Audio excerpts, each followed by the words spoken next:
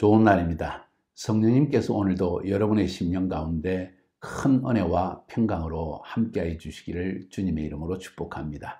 오늘은 요한복음 3장 1절부터 21절까지의 말씀을 통해서 하나님께서 우리에게 구원에 대해서 또 성령의 역사에 대해서 또 거듭남에 대해서 주시는 귀한 음성을 들을 수 있기를 바랍니다. 저는 제목을 이렇게 삼았습니다. 무엇을 어떻게 믿어야 합니까? 예수를 믿으라고 이야기합니다.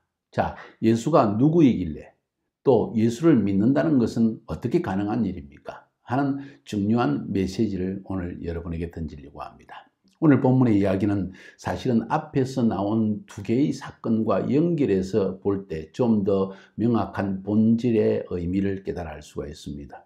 먼저 우리가 2장 첫 부분에서 가나 혼인잔치에서 예수님께서 물을 포도주로 변화시킨 사건을 보았습니다.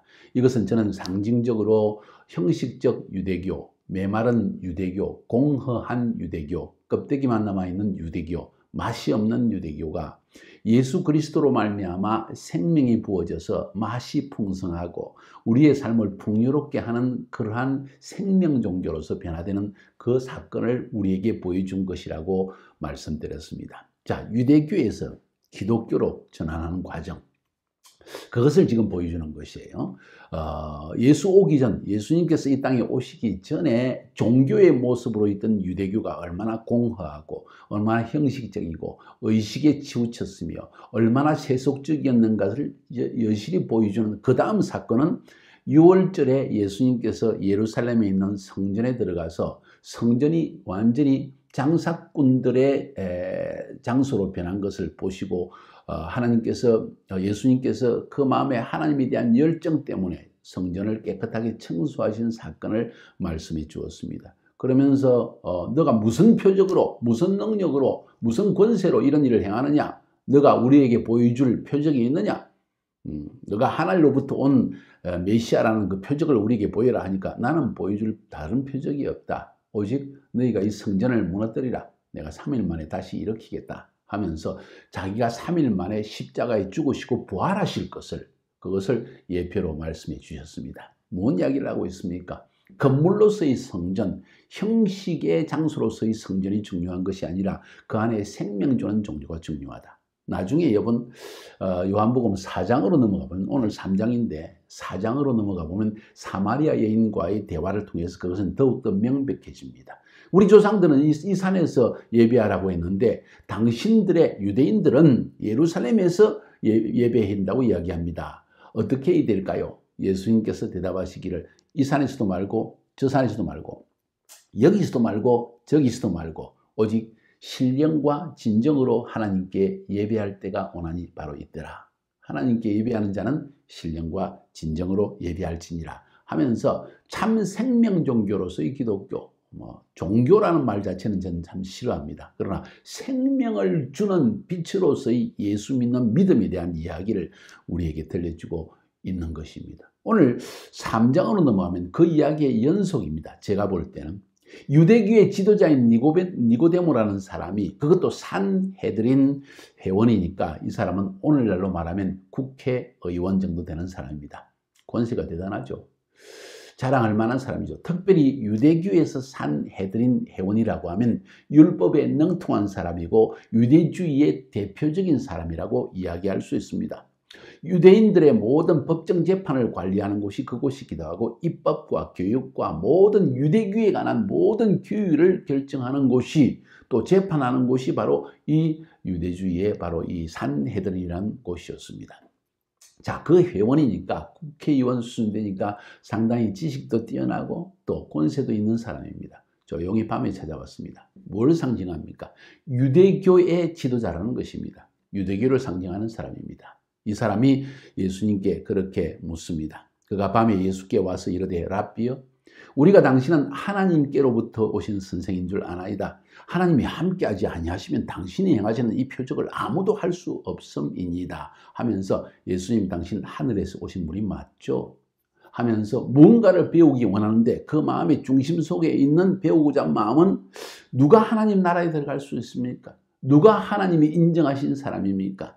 하는 그 어떤 의문을 가지고 주님께 이 질문을 던집니다. 그랬을 때 예수님께서 말씀하십니다. 3절에서 예수께서 대답하여 이르시되 진실로 진실로 네게 이르노니 사람이 거듭나지 아니하면 하나님 나라를 볼 수 없느니라. 거듭나야 된다는 한마디 말씀입니다. 거듭난다는 것은 다시 태어난다는 이야기지요. 이런 말들은 일반 우리 사회에서도 많이 쓰는 사람입니다. 저 사람 정말 좀 다시 태어나야지. 저 사람 정말 인생을 보니까 어떻게 완전히 다시 태어난 부활한 사람 같네.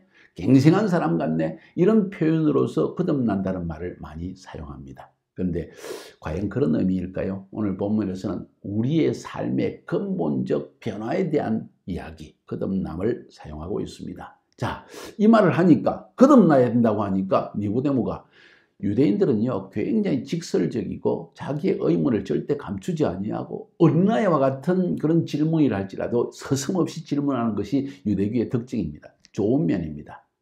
니고데모는 자기 속에 있는 의문을 숨기지 않았습니다. 아는 척도 하지 않았습니다. 있는 그대로 그 마음에 일어나는 질문, 거듭나야 된다? 다시 태어나야 된다? 그래서 그는 질문하기를 4절에 니고데모가 이르되 사람이 늙으면 어떻게 날 수 있사옵나이까? 두 번째 모태에 들어갔다가 다시 날 수 있습니까? 어머니 뱃속에 다시 들어가서 다시 태어나야 할까요? 그런 의미로서 거듭나야 된다는 말씀을 하시는 것입니까? 하는 질문을 던집니다. 그랬을 때 주님의 대답은 굉장히 중요한 대답을 하십니다. 5절에 예수께서 대답하시되 진실로 진실로 네게 이르노니 사람이 물과 성령으로 나지 아니하면 하나님 나라에 들어갈 수 없느니라. 니고데모의 마음 속에 하나님 나라에 대한 열망이 있었다는 것입니다. 주님, 지금 로마군이 우리 이 이스라엘 민족을 지배하고 이스라엘 땅을 점령하고 성전까지 점령하고 과연 이것이 하나님께서 통치하는 것이 맞습니까? 언제 하나님이 완전히 통치하시는 하나님의 나라가 이 땅에 임할 수가 있습니까? 하는 의문을 가지고 있는 니고데모. 국회의원이고 한 나라의 지도자이고 한 민족의 지도자이고 종교의 지도자이기도 한 이 니고데모의 질문은 그리고 의문은 당연한 것입니다. 이 문제를 어떻게 해결할 수 있을 것인가? 우리가 살아가면서 정치, 경제, 사회, 문화, 세상에 돌아가는 형편을 보면서 우리도 똑같은 질문을 던집니다. 세상이 어떻게 될까? 이렇게 돼서 옳은 것일까? 무엇이 옳은 것일까? 니고데모는 똑같은 질문을 하고 있다는 것을 볼 수 있습니다. 저도 젊은 시절에 사람이 무엇 때문에 사는 것인가? 왜 이 세상에 악은 이렇게 많은가? 무엇 때문에 나는 이 세상에 존재했고 어떻게 태어나게 되었는가? 앞으로 내 인생을 어떻게 살아야 할까? 정말 인생에 대해서 진지한 질문을 던지는 사람이라면 이런 자기의 미래뿐만 아니라 인간의 삶 자체가 무엇인가? 인간의 운명 자체가 무엇인가? 인간의 역사가 무엇인가? 종말은 있는 것인가? 이 모든 것에 대한 의문을 지니는 것은 너무나 당연한 것이 아닐까요?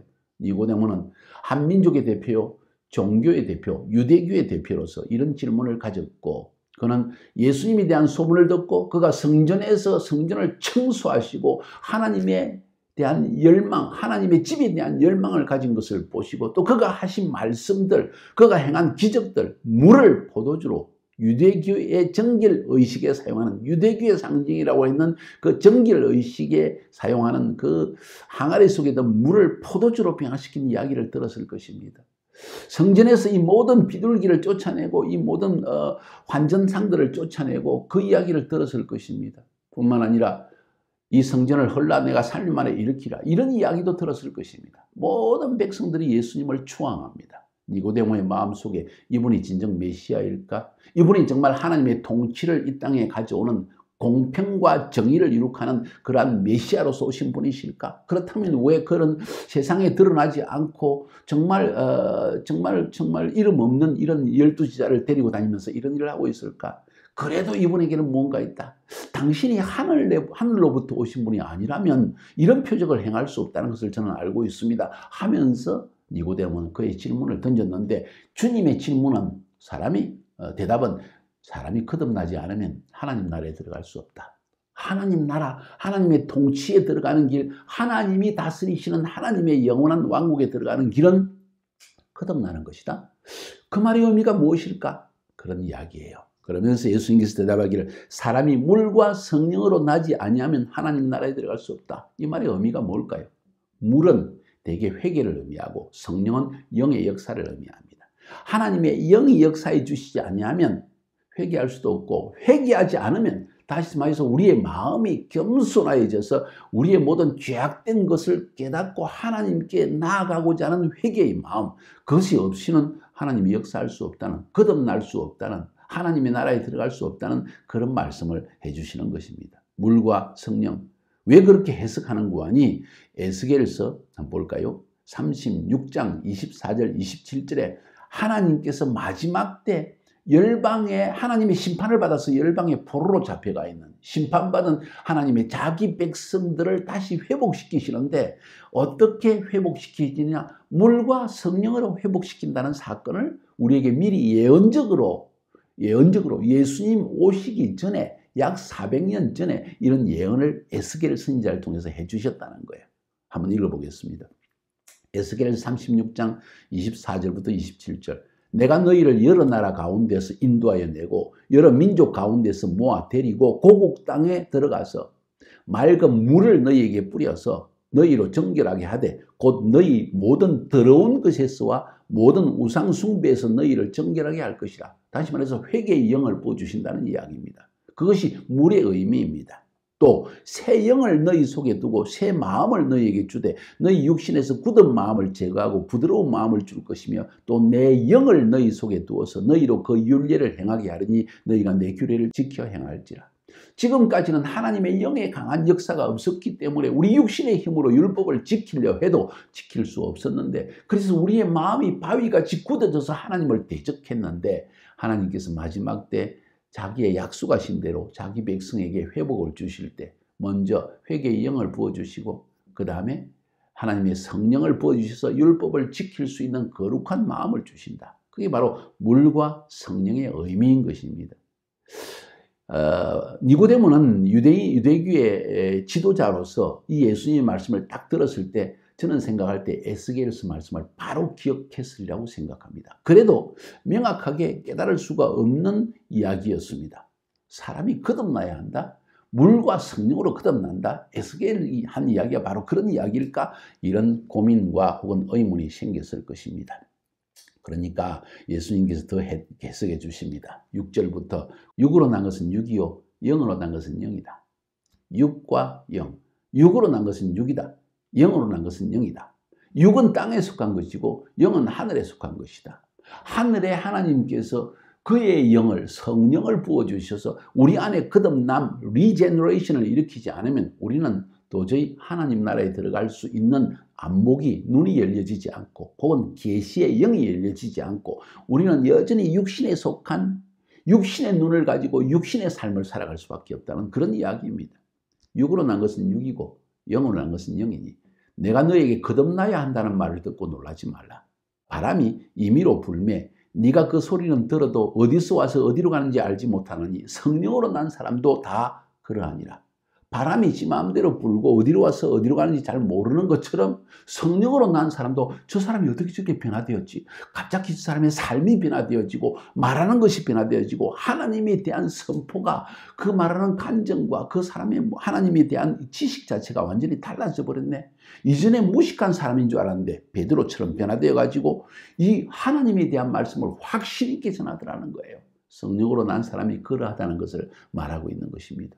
여러분 주위에 그런 사람 없습니까? 한번 살펴보세요. 우리와 똑같은 사람이었는데 어느 날 한순간에 사람이 아주 이상하게 변화되어졌습니다. 정말 이 사람 삶을 보니까 정말 좋은 방향으로 변화되어졌습니다. 그가 말하는 것은 도저히 지금까지 우리가 학교에서 배운 것도 아니고 일상적으로 대화 중에서 얻을 수 있는 진리가 아니었습니다. 그런 사람 보지 못했습니까? 저도 그런 사람 중에 한 사람입니다. 완전한 인생의 변화가 이 성령님이 내 삶 가운데 임할 때 일어났다는 것입니다. 제가 경험하였기 때문에 이 말씀을 드릴 수 있는 것입니다. 오늘 이 니고데모에게 예수님께서 하신 말씀 저는 100% 이해를 하고 있습니다. 여러분 어떻습니까? 거듭나야 합니다. 이것은 하나님께서 행하신 일입니다. 바람이 어디서 와서 어디로 가는지 모르는 것처럼 성령으로 난 사람도 그러하다. 히브리 말에 바람이라는 말이 히브리 말로는 루아흐라고 하고 성령, 영도 역시 루아흐입니다. 바로 하나님은 바람과 같이 우리에게 성령을 부어주셔서 그 성령님이 어디서 오는지 어디로 가는지 아무도 알지 못합니다. 하나님의 통치의 권세, 하나님의 손안에 달려있는 것입니다. 그런 것을 우리가 은혜라고 이야기하는 것입니다. 은혜로 거듭날 수 있습니다. 그런 은혜가 여러분에게 있기를 주님의 이름으로 축복합니다. 자, 니고데모가 대답하여 말합니다. 어찌 그런 일이 있을 수 있습니까? 사람이 육신으로 다시 태어난다는 것은 인간적 논리로서 이해할 수 있지만은 이것도 기적에 속한 일 아닙니까? 그런데 영으로 다시 거듭난다는 것이 가능한 일일까요? 어찌 그런 일이 있을 수 있습니까? 하니까 예수님께서 10절에 말씀하십니다. 예수께서 그에게 대답하여 이르시되 너는 이스라엘 선생으로서 이런 일을 알지 못하느냐? 너는 유대교의 선생으로서 이 일을 알지 못하느냐? 너는 유대교의 대표요 상징이라고 할 수 있는 산해인 회원으로서 이 일을 알지 못하느냐? 하고 책망하시는 것입니다. 지금 예수님은 유대교의 무지를 영적으로 아직 거듭나지 못해서 예수 그리스도의 구속의 의미를 알지 못하는, 예수가 누군지를 보지 못하는 이 일에 대한 책망을 지금 하고 있는 것입니다. 진실로 진실로 네게 이르노니 우리는 아는 것을 말하고 본 것을 증거하노라. 그러나 너희가 우리의 증언을 받지 아니하는도다. 하늘에서 온 분들이 하늘에 속한 것을 증언하지만 너는 땅에 속하여서 땅의 것을, 땅에 가신 땅의 눈을 가지고, 육신의 눈을 가지고, 논리를 가지고 이해할 수 없다는 이야기를 하는 것입니다. 내가 땅의 일을 말하여도 너희가 믿지 못하거든 하물며 하늘의 일을 말하면 어떻게 믿겠느냐? 하늘의 일이 무엇인지 알고 싶으냐? 내가 설명해 주며, 이제 그래서 13절부터 21절까지 하늘의 일에 대한 설명을 주님께서 해주시는 것입니다. 하늘의 일은 물과 성령으로 거듭난 사람만이 이해할 수 있고, 그것을 이해하는 사람, 깨닫고 믿는 사람이 영원한 천국에 들어가는 것이다. 그러니까 여기에서 중요한 것은 성령으로 거듭나지 아니하고는 하나님의 구원의 길을 알 수가 없다는 것이 중요한 점이라는 것입니다. 여러분은 거듭났습니까?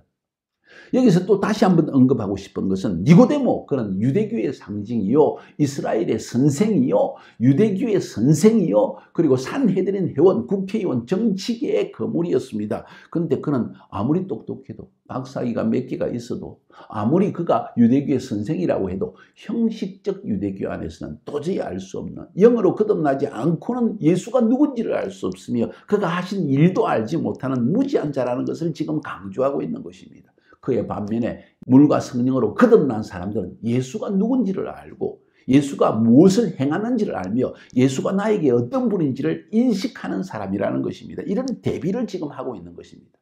물을 포도주로 변하신 것처럼, 건물로서의 성전을 생명 주는 기독교로 변화시킨 것처럼, 오늘 여기에서는 우리에게 역시 유대교의 선생과 같이 정말 지도자로 추앙받는 사람이지만은 하나님의 진리에 대해서는 무지할 수 있다.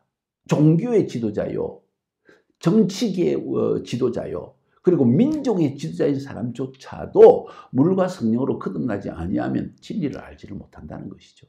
그 진리가 무엇입니까? 진리는 예수입니다.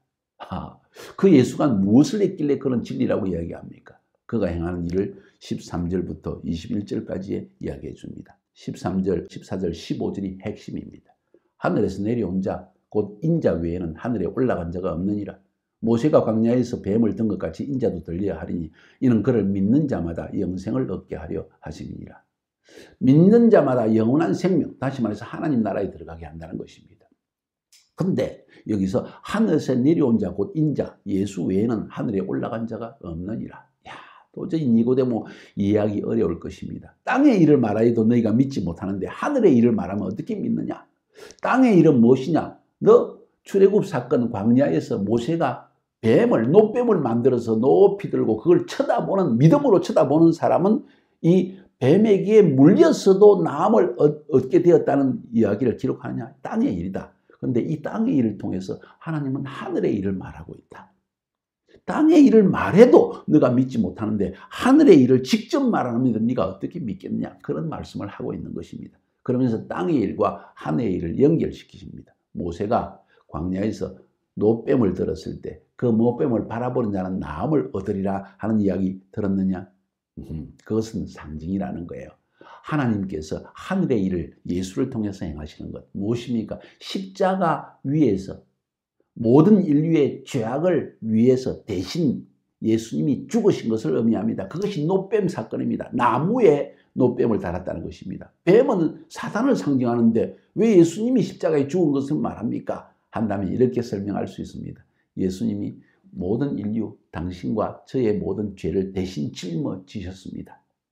죄가 없는 분이 우리의 죄를 대신 짊어졌을 때 사단이 그 죄인이라고 하는 예수를, 모든 인류의 죄가 예수님께 전가되어 넘어가게 되어졌습니다. 그 죄를 대신 짊어졌을 때 사단은 오라면은 죄인이다 하고 십자가에서 예수님을 쳐 죽였다는 것입니다.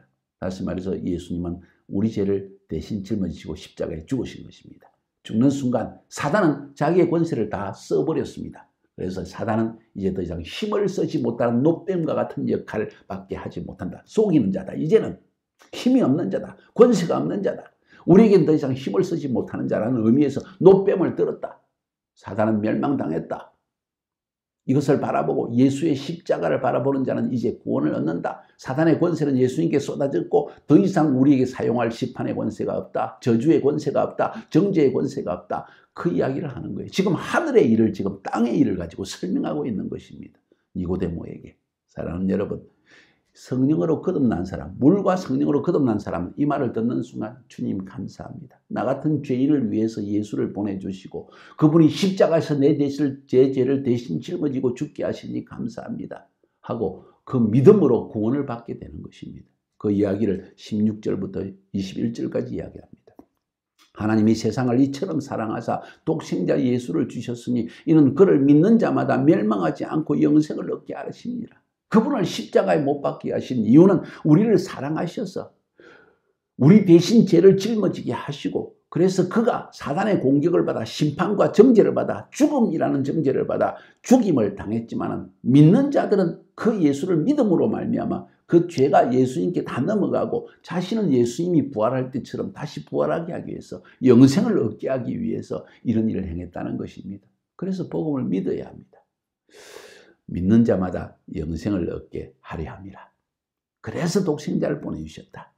17절에 하나님이 그 아들을 세상에 보내신 것은 세상을 심판하려 하심이 아니요 그로 말미암아 세상이 구원을 받게 하려 하십니다. 마귀를 심판하기 위한 것이다. 십자가 위에서 마귀의 권세를 완전히 멸하기 위해서 예수님이 대신 인류의 모든 죄악을, 어쩌면 죄의 본체를, 원죄를 예수님이 대신 딱 짊어지는 순간, 둘째 아담으로서 원죄를 짊어지는 순간 사단이 그 죄를 보고 적법하게 예수님을 심판하고 공격했다는 것입니다. 그러나 그 순간 그 원죄의 원인이 되는 심판과 저주와 정죄와 죽음의 원인이 되는 이 죄를 공격했고 사단은 자기 힘을 다 써버렸기 때문에 더 이상 힘을 쓰지 못하는 속이는 자에 불과한 자가 되었다. 그 대신 예수님은 원래가 죄가 없는 분이기 때문에 하나님의 아들로서 다시 부활하심으로 사단에 대한 권세를 무너뜨리는 우리의 주가 왕중 왕이요 주 중에 주가 되신 하나님의 아들이 되신 것입니다. 할렐루야. 자, 그 이야기를, 그래서 하나님은 우리를 심판하기 위해서 예수를 보낸 것이 아니라 세상을 예수 믿어서 구원받게 하기 위해서 보내셨다. 그를 믿는 자는 심판을 받지 아니하는 것이요 믿지 않은 자는 하나님의 독생자 이름을 믿지 아니함으로 벌써 이미 심판을 받은 것이다. 지금도 여러분 가운데 예수가 십자가 위에서 나의 죄를 위해 죽으신 것을 믿지 않는 그 자체가 이미 내 죄가 여전히 남아있기 때문에 예수님이 여러분의 죄를 위해 죽으셨지만 믿는 순간 내 죄는 증가되어지는데 믿지 않기 때문에 이미 심판을 받아서 그 저주와 정죄 가운데 살아가게 된다는 것입니다. 사랑하는 여러분, 예수를 믿어야만 합니다. 그 정죄는 이것이니 곧 빛이 세상에 왔으되 사람들이 자기 행위가 악하기 때문에 빛보다 어두움을 더 사랑하는 것이다. 거듭나지 않은 사람은 예수가 우리의 죄를 위해 십자가에 죽으신 구원자라는 것을 깨닫지 못하는 사람이고 이 사람은 여전히 어둠 속에 거하여서 어둠을 사랑하고 어둠을 따라가며 심판을 받은 사람이라는 사실을 지금 여실히 말하고 있는 것입니다. 악을 행하는 자마다 빛을 미워하여 빛으로 오지 아니하느니 이는 그 행위가 드러날까 하며 사람들은 어둠을 사랑합니다. 빛으로 나오면 그 빛이 이 어둠을 몰아내게 되고 자기가 사랑하는 어둠 속에 거할 수 없기 때문에 어둠을 사랑하여 자꾸 어둠 속에 살아가는 것입니다. 자기의 어두운 면을 감춥니다. 죄된 면을 감춥니다. 속입니다. 나의 허물을 속입니다. 회개하고 주님 앞에 나아가기보다는 진리를 따르는 자는 빛으로 오나니 이는 그 행위가 하나님 앞에서 행한 것임을 나타내려 함이니라. 이제 예수 믿어서 하나님의 바른 인생을 살아가는 사람들, 성령으로 말미암아 거듭난 사람들, 예수 믿어서 자신이 죄인 중에 괴수인데 하나님이 우리 같은 죄를 용서해 주시다는 깨달을 알고 이제 나 같은 죄인들을 용서하며 또 베풀며 희생하며 삶의 모든 변화가 일어나기 시작합니다. 거듭난 특징이 나타나기 시작합니다. 빛으로 나아간 것입니다. 이 사람은 거듭난 사람이요, 구원받은 사람이요, 빛으로 들어간 사람이요, 빛을 따라 사는 사람이요, 하나님의 나라에 들어가는 사람이라는 것입니다. 이것이 오늘 본문에서 말하고 있는 것입니다. 유대교 껍질뿐이었고 형식이었고 공허였고 맛이 없는 물 같은 것이었고 세속주의에 빠져드는 종교, 그것이 이제는 생명 주는 예수 믿는 종교로, 예수 믿는 생명으로 변화되었다는 것을 말하고 있습니다. 어떻게 가능합니까? 물과 성령으로 거듭나야 합니다. 어떻게, 무엇을 믿을까요? 여기에 대한 답을 오늘 여러분에게 드린 것입니다. 다시 한번 이 말씀을 들으시고 한번 옆에 있는 사람과 토론을 나눠봅시다. 나는 거듭났는가? 언제, 어떻게 거듭났는가? 나는 예수가 십자가에 나의 죄를 위해 십자가에 죽으신 것을 믿는가? 나의 인생의 나의 마지막 때 하나님께서 심판 때에 나를 구원하신다는 것을, 나는 죄사함을 받고 영원한 생명에 들어간다는 것을 나는 믿는가? 한번 서로 대화 나눠보세요. 매우 중요한 이야기입니다. 승리하시기를 주님의 이름으로 축복합니다.